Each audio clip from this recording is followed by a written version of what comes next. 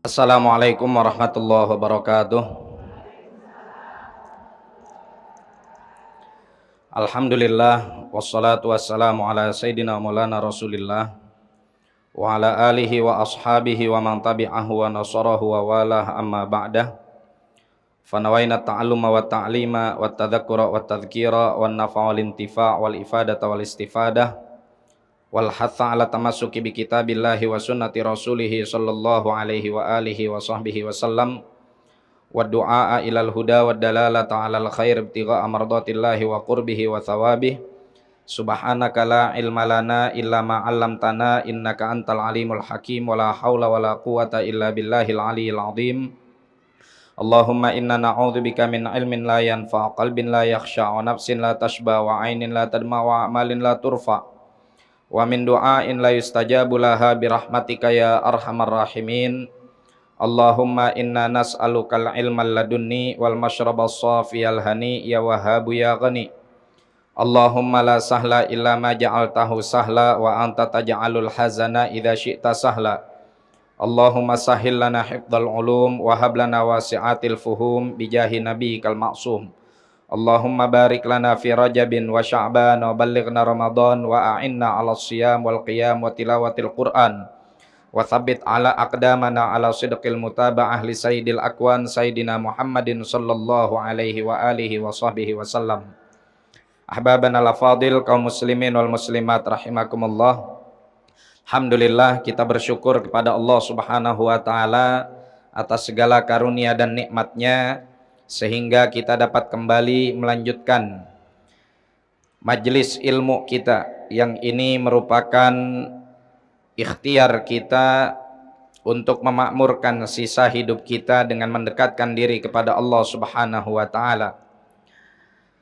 Taib kaum muslimin wal muslimat sekalian, insyaallah pada pagi menjelang siang hari ini kita akan sama-sama mentadabburi atau mentafakuri firman Allah Subhanahu wa taala di dalam suratul Maidah, di mana Allah berfirman ba'da a'udzubillahi minasyaitonir rajim, bismillahirrahmanirrahim.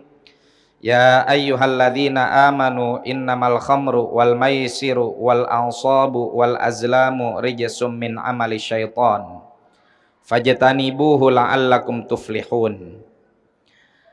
Hai orang-orang yang beriman, sesungguhnya khamr dan juga judi dan juga mendatangi peramal, tukang dukun, dan juga mengundi nasib dengan panah, rijsum min amali syaitan. Ini semua adalah perkara yang najis, perkara yang hina, perkara yang busuk, perkara yang kotor, min amali syaitan, termasuk di antara perbuatan setan. Fajtanibuh, maka jauhilah oleh kalian, la'allakum tuflihun, agar kalian menjadi orang-orang yang beruntung. Wa qala ta'ala, kemudian Allah Subhanahu wa ta'ala melanjutkan firman-Nya, innama yuridu syaitanu ayyuqi'a bainakumul adawata wal baghdha'a fil khamri wal maisir. Sesungguhnya setan itu punya misi, punya tujuan. Ayyuqi'a bainakumul adawata wal baghdha'a fil khamri wal maisir. Tujuan dari setan dan iblis adalah menanamkan permusuhan dan saling benci fil khamri wal maisir, pada khamar dan juga perjudian, wa yasudkum an dzikrillahi wa anis shalah, dan mencegah kalian dari zikir kepada Allah dan juga dari melaksanakan salat. Fahal antum muntahun, maka hendaknya jangan kalian melakukan aktivitas-aktivitas tersebut. Taib jamaah muslimin wal muslimat, kajian majelis silaturahim yang dimuliakan oleh Allah Subhanahu wa taala, ini adalah petunjuk Rabbani Petunjuk dari Allah Subhanahu wa taala yang barang siapapun berpegang dan mematuhi petunjuk tersebut, maka dia akan selamat.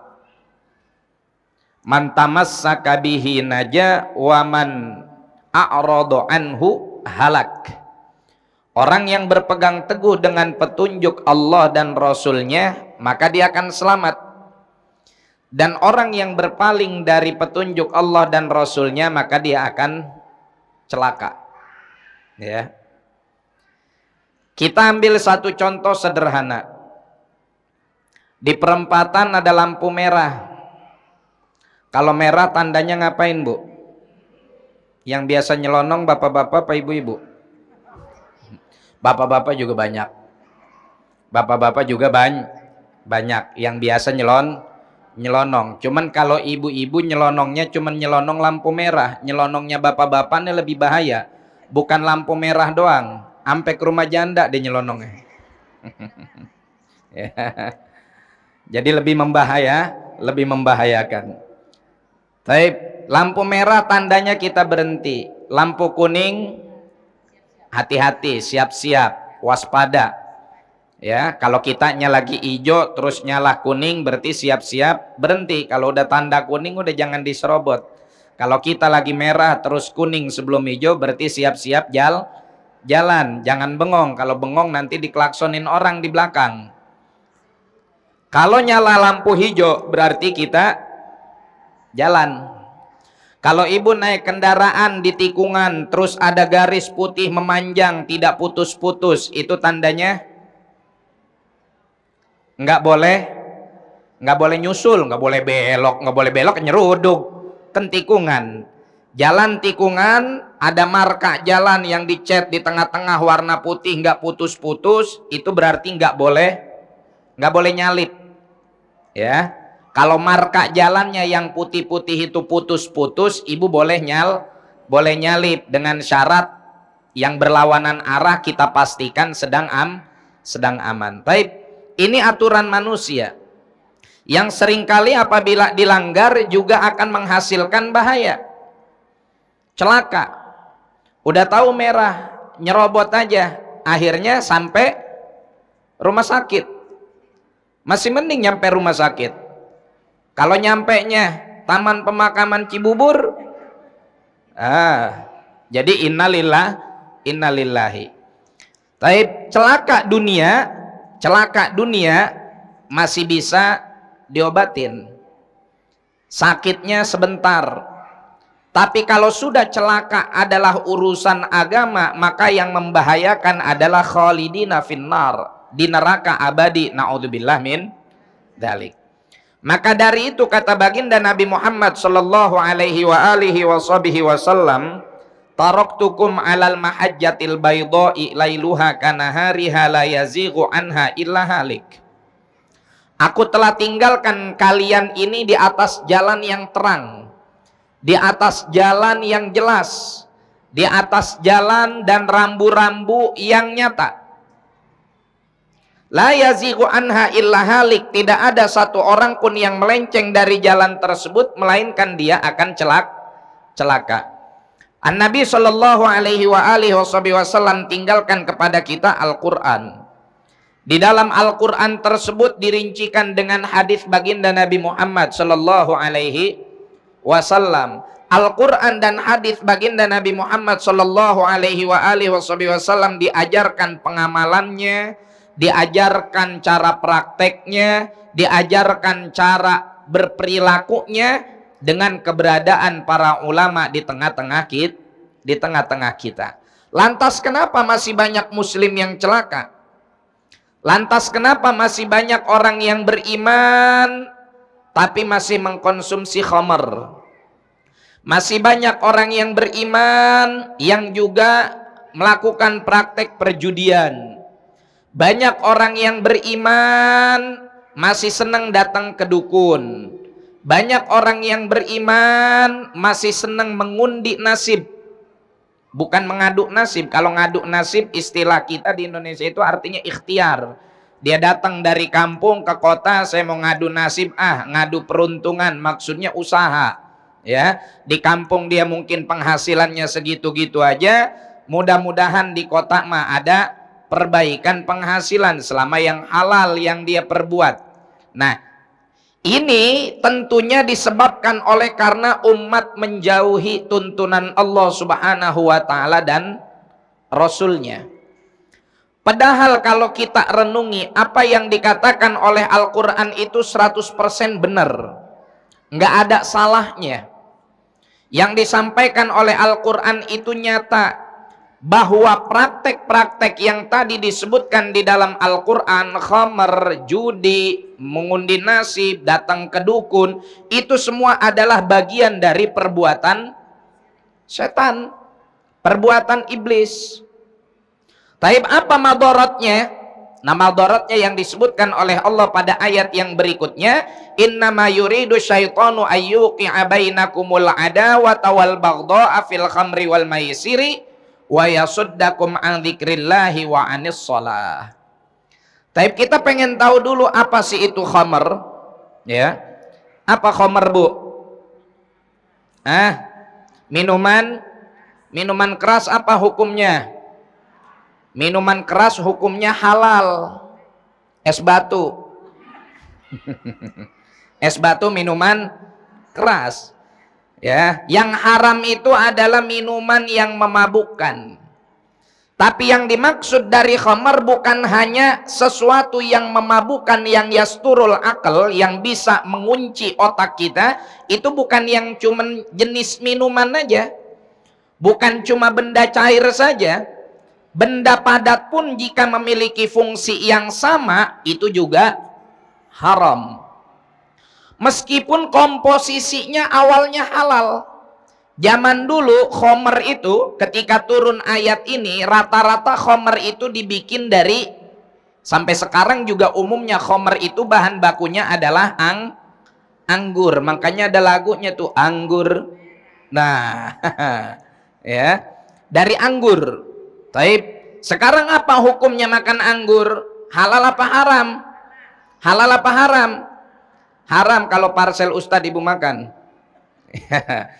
Makan anggur hukumnya halal. Ibu beli ke toko buah, bang beli anggur. Berapa Bu? Sekilo. Berapa duit sekilo? Ya buat Bu Haji mah baru pulang dari majelis talim, gak mahal-mahal. Saya kasih nih anggur yang warna hijau tuh, yang kagak ada bijinya. Anggur apa tuh? Oh, nggak pernah beli? Ya Allah. Ya, ini harganya buat ibu mah murah aja, 25.000 sekilo, dijamin dijamin manis kata tukangnya. Apalagi kalau ibu makannya sambil ngelihat saya, kata tukangnya. Ya, beli 3 kilo, 25 jadi 75. Taib, ibu makan apa hukumnya? Halal apa haram? Halal. Tapi anggurnya sekarang ibu simpen, ibu fermentasi, didiemin, dibejek-bejek, cairannya difermentasi jadi memabukkan. Sekarang hukumnya haram. Hukumnya haram. Ini anak muda magang dari mana nih? Bodrek apa hukumnya bodrek? Halal. Sprite kalau digabung kalau digabung haram, ya. Anak muda kan yang nggak punya duit buat beli whisky, dia maboknya pakai apa? Pakai Sprite campur bodrek, ya. Jadi haram, ya. Jadi lihat bagaimana tujuan dan fungsinya. Itu bukan hanya yang cair aja, yang benda padat juga haram. Pil ekstasi, pil koplo, sabu-sabu, psikotropika dan lain-lain sebagainya. Ini masuk ke dalam kategori khomer. Masuk ke dalam kategori khomer. Ya. Yang kedua, maisir, perjudian. Subhanallah, kalau ibu buka kamus bahasa Arab, perjudian itu bahasa Arabnya, main judi itu dengan berbagai macam jenisnya, itu bahasa Arabnya adalah qimar. Apa bahasa Arabnya? Qimar, pakai qaf, ya. Qimar. Tapi kenapa Al-Quran membahasakannya dengan bahasa maisir? Maisir ini satu akar kata dengan yasara yang artinya adalah mudah. Ibu baca dalam Al-Quran, inna ma'al usri yusra, ya sin ra. Ya, apa artinya inna ma'al usri yusra? Sesungguhnya di dalam setiap kesulitan ada kemudahan. Oke? Usrun artinya sulit, yusrun artinya kemudahan. Taib, ditambahin huruf mim. Ada yang bilang ini masdar mimi, maisir, ya, atau juga disebut sebagai isim alat atau di isim makan dan isim zaman dalam konteks ilmu shorof. Ditambahin huruf mim, dari yasara menjadi maisir. Artinya dia memiliki satu akar kata yang sama yang berarti mudah. Loh, kenapa Al-Quran menggunakan istilah untuk praktek perjudian itu dengan kalimat maisir yang artinya kemudahan? Karena kata Sidi Syekh Muhammad Mutawalli Sya'rawi di dalam tafsir beliau, karena gini, orang yang main judi cenderung di dalam mindset mereka itu menginginkan harta yang melimpah dengan cara yang mudah, cara cepat dan singkat untuk menjadi kaya raya. Apa susahnya main judi? Terlepas dari hasilnya, gampang. Tinggal duduk doang, kocok kartu, tebak isi batok kelapa, atau pencet alat untuk kemudian berputar, atau zaman sekarang makin canggih dengan handphone celentang dia bisa main judi. Cuman tinggal geser sini, tinggal geser sana. Gampang kan? Beda dengan misalkan dia cari nafkah dengan cara ngojek. Dia cari nafkah ojek online atau opang, ojek pangkalan. Udah antri nungguin penumpang, turun hujan kehujanan, panas kepanasan, ada ranjau darat bannya bocor, kehujanan lewat banjir, airnya masuk ke karbu, motornya mogok, ya, ada kesulitan di situ. Sehingga mencari nafkah dengan cara yang seperti itu, seringkali orang yang sudah tergoda dengan perjudian cenderung males. Ngapain gue kerja nyari duit panas-panasan, capek-capek, mendingan di sini main judi, ntar dapat sekian, ya. Kerja jualan di pasar, pagi-pagi jam 2 udah harus ke pasar induk ngambil barang. Ntar habis subuh udah harus ke pasar yang di kampung. Jam 2 sudah harus berangkat, pulang-pulang nyampe di rumah jam 9 atau jam 10. Capek, lelah. Sehingga banyak orang yang cenderung tidak menginginkan hal-hal yang halal. Pengen kaya dengan cara singkat, yaitu berjudi. Baik judi yang online ataupun yang offline. Ya, judi online itu yang pakai gadget, yang pakai handphone. Nah, ini semua jamaah sekalian tidak ada sedikit pun di dalamnya keuntungan dan kebaikan. Kenapa? Ini yang jarang dibahas. Innama yuridu syaitanu ayyuqi'a bainakumul adawata wal baghdha. Di perbuatan dan aktivitas mabuk-mabukan dan perjudian, iblis pengen bikin kita ini saling bermusuhan dan saling membenci. Ya. Orang di mana-mana yang hobinya minum minuman keras, yang hobinya narkoba, yang sudah kecanduan, pasti gaya hidupnya selalu dibumbui dengan permusuhan dan juga saling benci. Bandar narkoba sama bandar narkoba emang akur? Enggak. Bisa saling membunuh, bisa saling tembak menembak. Pengedar dengan pengedar emang bisa hidup dalam kedamaian? Enggak bisa. Pemakai dengan pemakai mereka damai hanya pada saat menggunakannya. Setelah itu mereka akan muncul di dalam hatinya rasa saling benci dan juga permusuhan. Beda dengan orang yang berada dalam jalan ketaatan kepada Allah, orang yang senantiasa melakukan yang halal, maka hidupnya selalu dipenuhi dengan rasa saling cinta, rasa saling sayang, rasa saling bantu. Nah, oleh karena itu jamaah sekalian, berapa banyak kerusakan yang disebabkan secara sosial yang digambarkan oleh Allah Subhanahu wa taala pada kalimat ayyuqi abainakumul adawata wal baghdha, ini disebabkan oleh narkoba, minuman keras dan juga perjudian. Orang mabok dikatain tersinggung, akhirnya berantem.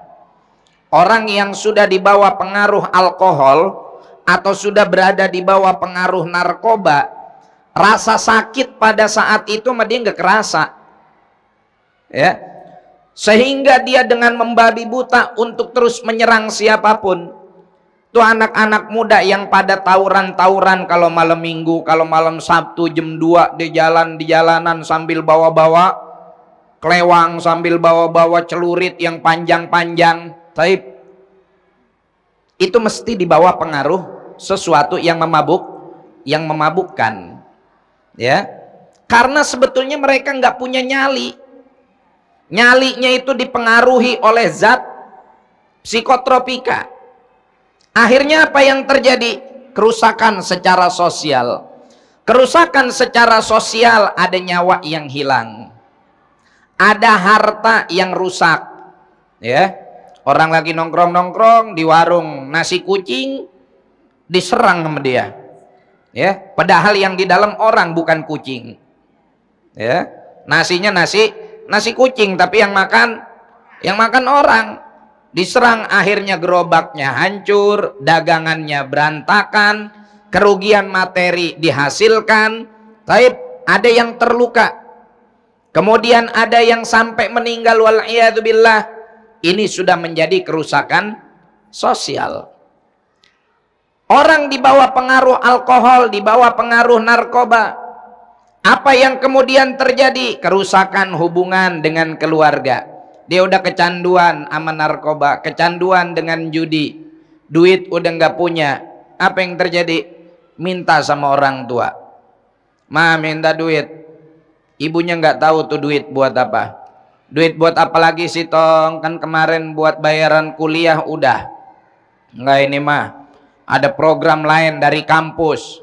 Program apa? Udah mama dikasih tahu juga nggak bakal tahu. Mama kan nggak pernah kuliah. Udah habis duit mama. Tuh kan mama punya kalung. Ya Allah, Tong, ini kalung satu-satunya pemberian bapak kamu. Bapak kamu udah nggak ngasih apa-apa lagi, cuman kalung doang, kenang-kenangan. Yaudah ntar saya gadein, saya tebus lagi. Pokoknya mama mah nggak usah takut. Namanya anak kadang-kadang sayangnya kebangetan. Nggak mau nanya, nggak mau diteliti, tuh kalung dikasih, tuh kalung digadein.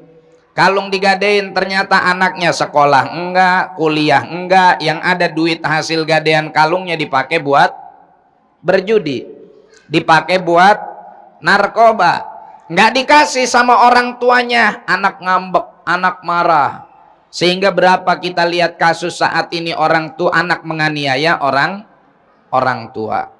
Inilah yang disebutkan oleh Allah di dalam Al-Quran, an yuqi'a bainakumul adawah, permusuhan, ya, wal baghdha, dan kebencian. Orang gara-gara judi, nggak ada orang yang namanya melakukan tindakan perjudian itu saling cinta karena Allah, nggak ada. Pasti mereka saling membenci, ya. Lagi main judi nih sama temennya, ngelihat temennya menang mulu, "Seng, lu nyimpen kartu ya?" "Kagak, curigaan aja lu." "Jangan begitu lu, main yang jujur dong." "Lah gua jujur main dari tadi." "Masa lu menang mulu?" "Ya ini emang harinya gua kali, yang bener dah, jangan ini." Akhirnya ribut, berantem. yang satu tersinggung, akhirnya dia jabanin, dia layanin. Walhasil apa yang terjadi? Permusuhan, pertikaian, ya. Dan begitu pula yang saat ini menjangkiti masyarakat kita dengan adanya judi online yang semakin mudah untuk diakses, semakin mudah untuk dimainkan. Dulu orang kalau pengen main judi kudu keluar rumah, ada dangdut, ada layar tancap, baru main koprok, iya enggak? Kalau sekarang dari dalam rumah bisa, di tempat tidur bisa. Apa yang terjadi? Yuqi'a bainakumul adawata wal baghdha, saling bermusuhan, saling membenci. Rumah tangga berapa banyak yang hancur gara-gara judi. Orang kerjanya udah subhanallah, kerjanya udah enak, kecanduan sama judi. Terbayang-bayang di dalam benaknya kalau masang sekian dapatnya sekian kali lipat, ya. Masang 50.000 dapat 500.000, masang 500.000 dapat 5 juta, digodain terus tuh sama adminnya tuh, link gacor, ya. Akhirnya apa yang terjadi? Pulang kerja udah seharian di tempat kerja, sampai di rumah kecanduan sama judi. Istrinya di rumah udah pakai daster sama dia nggak dicium, ya. Istrinya di rumah udah merindukan belayannya, udah merindukan kehangatannya, udah merindukan untuk bisa family time, waktu bersama keluarga, tapi suaminya sibuk aja sama HP di depan rumah. Pak, masuk apa? Jangan di luar aja. Jangan gangguin, orang lagi sibuk. Papa sibuk sama siapa sih? Mau tahu aja orang wadon. Sana, masuk. Akhirnya muncul kebencian di dalam hati. Tapi apakah kemudian berhasil orang yang main judi? Ada sejarahnya orang main judi kaya? Nggak ada. Yang kaya mah yang nggak main judi, bandarnya baru kaya. Kenapa? Bandar mah nggak main, ya. Tuh bandar-bandar yang judi online, emang mereka pada main judi? Enggak, mereka mah cuman bikin sistemnya aja, cuman bikin sistem, ngerekrut orang, bikin iklan dan lain-lain sebagainya, sogok sono sogok sini, walaupun tetap pekerjaannya haram, walaupun duitnya banyak, walaupun dia kaya raya, tetap sedang nimbun dosa. Tapi yang jadi korban siapa? Pelakunya, penjudinya. Nggak ada sejarahnya orang judi bisa kaya raya. Tat, ono saya ngelihat di film ada dewa judi dijadi kaya. Itu yang lu lihat film. Yang ente lihat mah di mana juga bohong.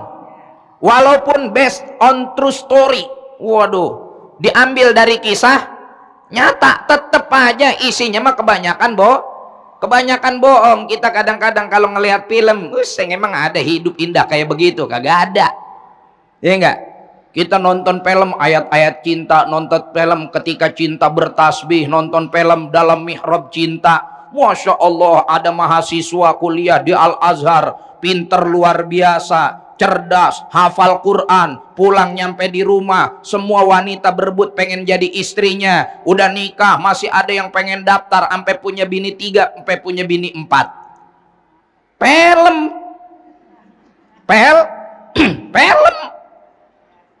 Pas kita coba di dunia nyata, kuliah berhasil kuliah, ngapalin Quran selesai, ngapalin Riyadus Sholihin kelar, pulang nyampe di rumah lah mana nggak bisa punya bini 4. bohong ya, kebanyakan bohongnya. Yang namanya film mah kebanyakan bohongnya. Jadi apapun yang ada di film, ya udah, jangan dijadikan marji'iyah, jangan dijadikan rujukan, ya. Nah, pun demikian, kita di dalam kehidupan sehari-hari Allah kasih petunjuk kepada kita bahwasanya dari khamr dan maisir ini yang ingin diterapkan oleh iblis dan juga para tentaranya dari kerusakan sosial adalah an yuqi'a bainakumul adawata wal baghdha, bikin kita saling membenci, bikin kita saling bermusuhan. Baik, ini kan yang penggunanya. Bagaimana dengan produsennya? Sama, produsen judi juga sama, saling benci. Produsen narkoba juga sama, saling benci. Jangan kita kira bandar judi sama bandar judi pada akur. Jangan kita kira bandar judi dengan oknum aparat yang menerima suap mereka pada akur-akur aja. Enggak, akur itu lagi duitnya masih lancar. Duitnya udah nggak lancar, kasus udah terbongkar, baru deh tuh main jelekin satu dengan yang lain. Inilah ciri penduduk neraka. Iya, ciri penduduk neraka itu saling melaknat. Yal'anu ba'duhum ba'do. Yang satu melaknat yang lain. Beda dengan penduduk surga. Penduduk surga itu nggak ada hasud, nggak ada dengki. Wa naza'na ma fi sudurihim min ghil. Penduduk surga itu ciri-cirinya nggak ada kedengkian. Makanya ibu kalau pengen jadi penduduk surga di dunia, hilangin dengki, ya, hilangin dengki. Sifat dengki itu nggak ada di penduduk surga. Jadi kalau pengen jadi penduduk surga, jangan dengki, ya. Jadilah kita orang yang bersyukur dengan nikmat yang Allah berikan kepada kita ataupun kepada orang lain. Dengki itu cuma bikin hidup jadi sengsara, nggak sehat. Ngelihat tetangga beli motor Aerox, jantungnya kumat, pala pusing 7 keliling, ya, nggak bisa tidur gara-gara motor dia di rumah cuma bit karbu. Waduh, ngelihat tetangga beli mobil Daihatsu Sigra, masuk rumah sakit. Di rumah sakit lagi diopname, dengar tetangganya berangkat umroh, sekarat. Lagi sekarat, dengar tetangganya dari umroh mampir ke Turki, mati. Gara-gara apa? Gara-gara dengki. Nggak usah punya dengki. Hidup mah tenang aja, santai aja. Kita ngelihat tetangga punya mobil, alhamdulillah. Kalau dia kasih ya saya bisa numpang. Kan enakan numpang, nggak mikirin bensin. Ya. Kalau dia nggak kasih, yaudah nggak usah kesel, ngapa mobil-mobil dia. Ya, mobil-mobil dia. Nggak usah kita hidup di bawah ribet. Harta dia, banda dia, kepunyaan dia, usaha dia. Tapi kan dia punya kayak begitu, usahanya dari yang haram. Ya udah deminin aja.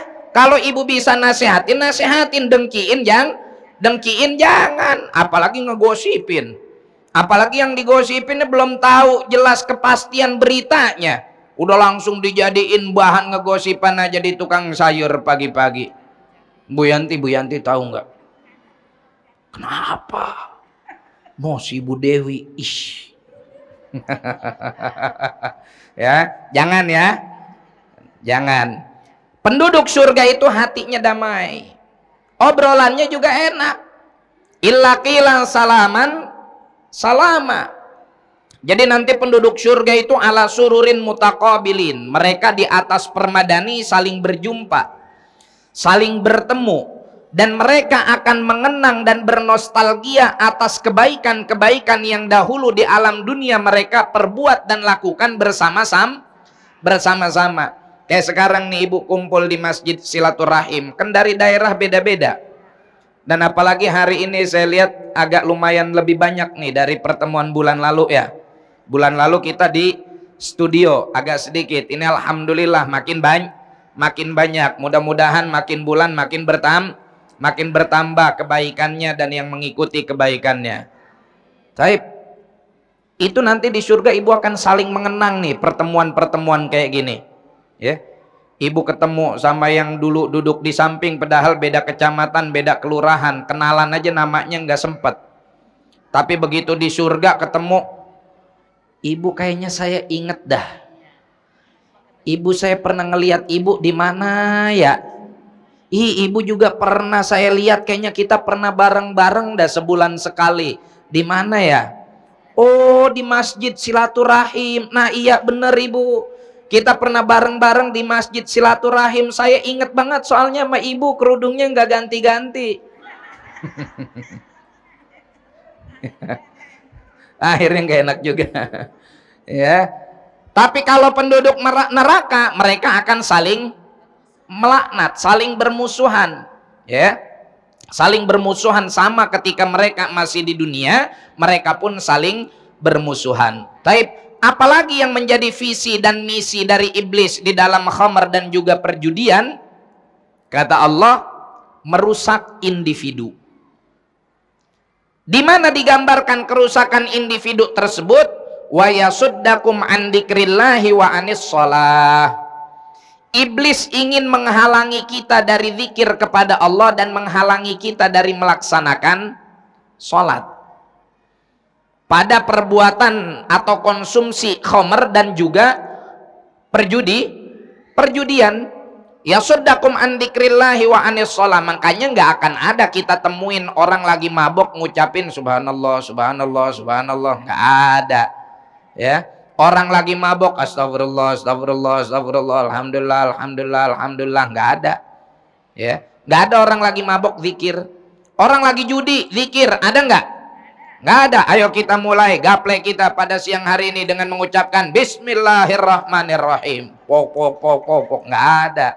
Ya, majelis gaple kita dan koprok kita serta lotre kita telah selesai, kita ucapkan sama-sama alhamdulillah. Nggak ada. Ya, nggak ada. Tapi orang yang nggak berjudi, orang yang nggak khamr, ya, yang duduk di majelis taklim, masya Allah, ibu-ibu dari tadi pagi udah berapa zikir yang dibaca? Udah baca Yasin, udah baca Al-Baqarah, walaupun cuman pala iga sama buntutnya doang. Ya, baca Al-Baqarahnya cuman pala, iga sama buntut. Palanya alif lam mim, iganya ayat kursi, buntutnya la ilaha illallah ma fis samawati wa ma fil ard. Tapi alhamdulillah, walaupun pala, iga sama buntut itu yang paling enak. Iya enggak? Iga enak buat dibikin stick, pala enak buat ditumis, buntut enak buat di sop. Ya, habis itu baca apa lagi? Baca suratul Ikhlas, baca muawwidzatain, baca tahlil. Masya Allah, la ilaha illallahnya aja tadi berapa ribu kali, Bu? Ada 2000 di diskon. Diskon 1995. Banyakan diskonnya ya. Taib, baca subhanallah wa bihamdi subhanallahil azim. Yang Nabi bilang dalam tahlil, afdalu ma qultu ana wan nabiyyuna min qabli la ilaha illallah. Sebaik-baiknya ucapan yang diucapkan oleh para nabi, oleh aku dan juga para nabi-nabi sebelum aku adalah mengucapkan la ilaha illallah. Terus ibu-ibu baca jamaah sekalian muslimin muslimat, baca tasbih subhanallah bihamdi subhanallahil azim yang Rasulullah sebutkan di dalam Al-Qur'an, di dalam hadis, kalimatani khafifatani fil lisani thaqilatani fil mizani habibatani ilar rahman. Dua kalimat yang enteng di lidah, enteng diucapin, gampang dilafadzkan. Thaqilatani fil mizan, berat di timbangan. Habibatani ilar rahman, kalimat yang disenangi dan dicintai oleh Allah. Apa itu? Subhanallah wa bihamdih subhanallahil azim. Terus baca solawat. Ya, solawat, masya Allah, zikir yang sangat luar biasa. Satu-satunya perintah Allah yang Allah sendiri ngerjain. Allah nyuruh kita puasa, Allah nggak puasa. Allah nyuruh kita sholat, Allah nggak sholat. Allah nyuruh kita haji, Allah nggak haji. Tapi Allah nyuruh kita sholawat, Allah juga bersolawat. Ya, ini perbuatan-perbuatan. Nggak ada sama orang yang main judi, nggak ada sama orang yang mabok-mabokan. Yang melakukan ini adalah orang yang terhindar dari rijsum min amali syaitan tadi. Wa yasuddakum anis shalah. Setan juga punya misi dari khamr dan maisir untuk menghalangi dan merintangi seseorang melaksanakan sholat. Orang main judi sampai jam 2, sampai jam 3, sampai jam 4, lempengan adzan subuh tidur. Tapi giliran main judi sampai deketin subuh melek. Begitu udah mau deket waktu sholat mereka tidur. Zuhur dia masih asik dengan judinya, dia nggak kerjain sholat. Asar dia nggak kerjain sholat. Tapi orang kalau udah nggak sholat, udah nggak zikir, apa kebaikan yang bisa dia dapat? Allah berfirman, wa man a'rada an dzikri fa inna lahu ma'isyatan dhanka wa nahsyuruhu yaumal qiyamati a'ma. Orang yang berpaling dari zikir kepadaku, nih ibu-ibu ya, jangan tinggalin zikir. Fa innalahu ma'isyatan dongka, hidupnya gelisah walaupun kaya. Walaupun kaya, orang kaya nggak berzikir pasti gelisah ya. Secara materi mungkin dia bisa pepunyaan, oh liburan tar akhir tahun dari Sabtu, Minggu, Senin, Selasa, Rebo, 5 hari tuh libur tuh, tanggal merah tuh ya. Selasanya nggak merah tapi kejepit, gara-gara kejepit hari Senin sama hari Rebo, akhirnya Selasa ikut merah, langsung staycation. Kemana? Ke Lombok ya. Puncak mau udah kedekatan, macet terus, ahla Habib Gram ya. Langsung staycation ke Lombok, dia pesen tiket hotel yang paling mahal, family suite dan lain-lain sebagainya. Tapi apakah hidupnya tenang? Gelisah. Tapi orang yang ahli zikir, walaupun dia nggak jalan-jalan, walaupun dia nggak staycation, adanya cuma di majelis, adanya cuma di taklim, adanya cuma di masjid, hatinya dipenuhi dengan ketenangan ya. Wa nahsyuruhu yaumal qiyamati a'ma, hari kiamat matanya buta, dibangkitkan dalam keadaan buta. Padahal dulu di dunianya dia bisa ngelihat. Akhirnya dia protes kepada Allah, ya Rabb, lima hasyartani a'ma wa qad kuntu basira. Kenapa engkau bangkitkan saya dalam keadaan buta, padahal dulu di dunia saya bisa ngelihat? Apa kata Allah? Kadzalika atatska ayatuna fanasitaha wa kadzalikal yauma tunsa. Dulu ente di dunia datang ayat-ayatku, Al-Quran ayat-ayat Allah, mukjizat Nabi Muhammad ayat-ayat Allah, Nabi Muhammad dan juga para anbiya yang lainnya ayat-ayat Allah, para ulama, para aulia ayat-ayat Allah, kaum solihin ayat-ayat Allah, alam semesta ayat-ayat Allah. Fanasitaha, tapi kamu melupakannya, kamu berpaling darinya. Wa kadzalikal yauma tunsa, ya udah hari ini pun kalian akan dilupakan. Naudzubillah min dzalik. Itu yang dipengenin sama iblis.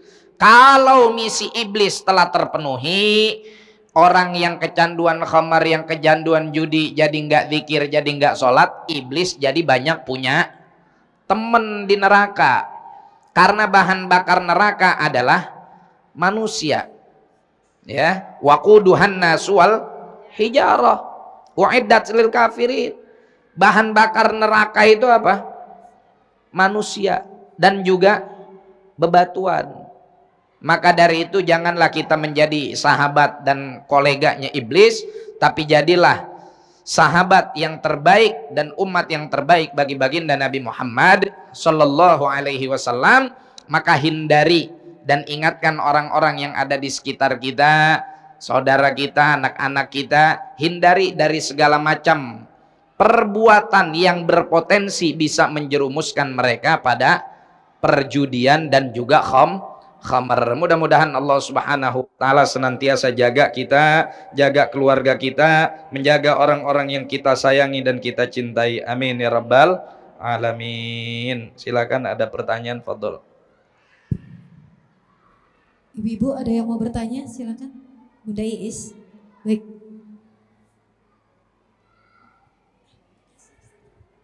Bismillahirrahmanirrahim. Assalamualaikum warahmatullahi wabarakatuh. Waalaikumsalam warahmatullahi wabarakatuh. Maaf kalau menyimpang dari tema Ustadz. Mengenai puasa sunat Ustadz. Kalau yang biasa, orang-orang yang biasa melakukan puasa Daud kan selang-seling Ustadz. Bagaimana kalau kita pas di pertengahan bulan kita kan pengen puasa Ayyamul Bid. Nah itu puasa Daudnya apa ditunda apa langsung berurutan puasa Ayyamul Bid gimana? Mohon pencerahan. Assalamualaikum warahmatullahi wabarakatuh. Waalaikumsalam warahmatullahi wabarakatuh. Pertama, secara urutan level kesunnahan Ayyamul Bid ini lebih disunnahkan daripada puasa Daud ya. Artinya puasa Ayyamul Bid ini sunnah muakkadah. Taib, maka dari itu kalau ada orang yang biasa mendawamkan puasa Daud, bagaimana jika dia sedang mengamalkan puasa Daud terus datang dia pengen ngamalin puasa Ayyamul Bid? Ayyamul bid itu dari tanggal 13, 14, 15 setiap bulan. Bulan apa, Bu? Bulan apa, Bu? Bulan Februari. Bukan, ikut-ikutan aja. Bulan Hijriah. Pas bulan sedang bulat-bulatnya tuh. Bulan purnama sedang bulat-bulatnya, ya. Misalkan puasa Daud dia tanggal 10 bulan ini nih bulan, misalkan dia bulan Rajab, ya. Bulan Rajab ini dia puasa Daudnya di tanggal genap, ya. Tanggal 2 dia mulain, terus puasa lagi tanggal 4 terus sampai tanggal 10, tanggal 11-nya libur dia kosongin, tanggal 12 dia puasa Daud. Taib, sekarang bagaimana kalau dia pengen puasa Ayyamul bid? Ya udah mulain puasa dari tanggal 13. 14-nya gimana? 14-nya ibu niatin puasa Ayyamul bid sekaligus niatin puasa Daud. Ya, nanti 15-nya puasa Ayyamul bid lagi, 16-nya ibu puasa lagi, puasa Daud. Udah, habis itu dari 16 puasa Daud ya 17 libur, 18 puasa lagi. Subhanallah, gitu ya. Jadi apa namanya? Bukan berarti kemudian puasa Daudnya jadi gagal gara-gara di hari yang seharusnya di situ diselang, tapi tetap melaksanakan puasa karena sedang melaksanakan puasa Ayyamul bid. Fatihah bil qabul wal iqbal wa salahi kullil ahwal hadrati sayyidina Rasulillah sallallahu alaihi wa alihi wasallam maula Bilal al-badril mutalal anallaha ta'ala yaftahu alaina futuhal arifin wa yarzuquna kamalal ikhlas wal yaqin wa tsabbit aqdamana ala qadamil habibil amin yaqdilana jamil hajat wa aqfilana jamil muhimmat yaghfir lana kullal dzunub wa yasrana kullal uyub wa yakshif anna kullal kurub wa yamla bi barakati wa kathratil amwali kullal juyub bibarik hadzal masjid wa hadzal majlis wa man yatakafa fihi wa man darasa fihi wa man khadama fihi wa yanshur hadhil barakat wal khairat ila jamil ummatil islamiyah ala hadhihi niyyah wa ala man bihi masyayikhuna wa ala man bihi aslafuna salihun wa ala man bihi muassisu hadzal masjid wa muassisu hadhil idaah wa ila Fatihah. A'udzubillahi minasyaitonir rajim. Bismillahirrahmanirrahim. Alhamdulillahirabbil alamin arrahmanir rahim maliki yaumiddin. Iyyaka na'budu wa iyyaka nasta'in ihdinas siratal mustaqim siratal ladzina an'amta 'alaihim ghairil maghdubi 'alaihim waladdallin. Amin. Subhanakallahumma bihamdika asyhadu an la ilaha illa anta astaghfiruka wa atubu ilaik. Wal 'afu minkum. Assalamualaikum warahmatullahi wabarakatuh.